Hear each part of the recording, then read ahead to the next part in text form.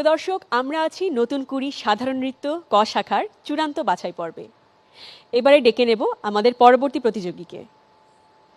দর্শক, আমি আমাদের এবারের প্রতিযোগীকে আপনাদের সামনে বিশেষভাবে পরিবেশন করতে চাই।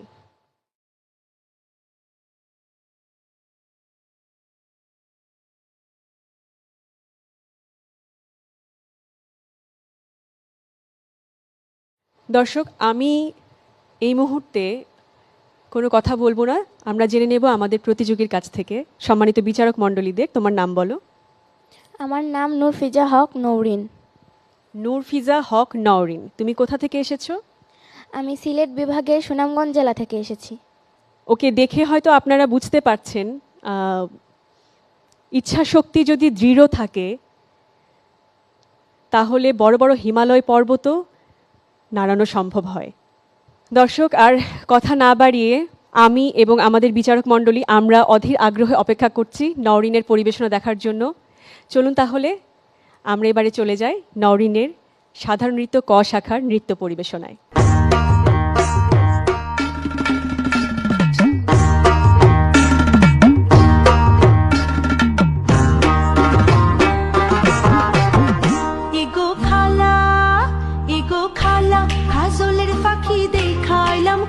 জলে গিয়াছিলাম সই, জলে গিয়াছিলাম সই। এগো খালা খাজলের ফাঁকি দেখা আইলাম খই, জলে গিয়াছিলাম সই, জলে গিয়াছিলাম সই। এগো খালা খাজলের ফাঁকি দেখা আইলাম খই, জলে গিয়াছিলাম সই, জলে গিয়াছিলাম সই। এগো খালা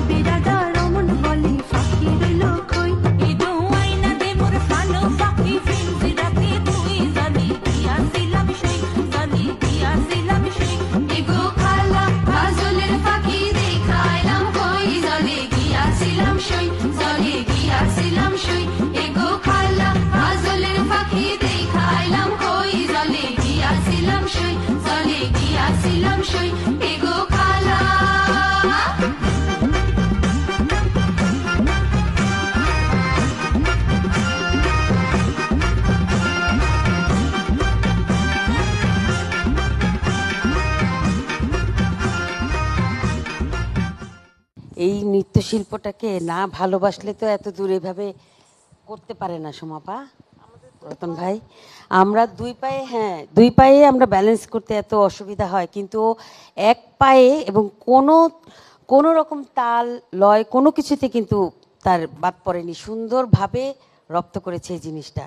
তার মানে তুমি কতটা মানে ভিতরে এই শিল্পটাকে ধারণ করেছো, যে ভালোবেসেছো, সত্যি এখন আমরা মানে আমি আজকে গর্বিত বোধ করছি যে আমি একজন নৃত্যশিল্পী। সত্যি তোমাকে অনেক অভিনন্দন, তোমাকে অনেক আশীর্বাদ, অনেক দূর যাবে। আমি শ্রদ্ধা জানাতে চাই প্রথমে তোমার মা বাবাকে,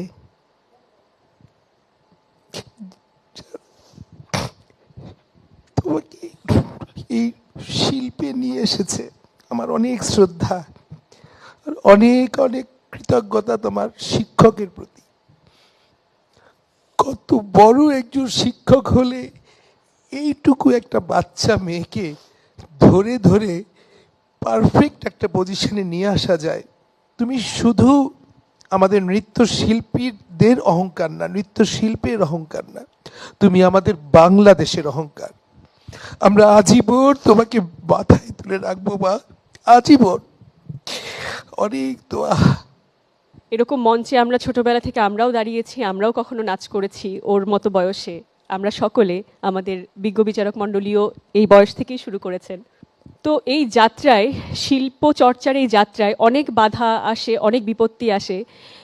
আমরা অনেকেই হয়তো দমে যাই, আমরা আমাদের ওই স্পৃহাটা হয়তো হারিয়ে ফেলি।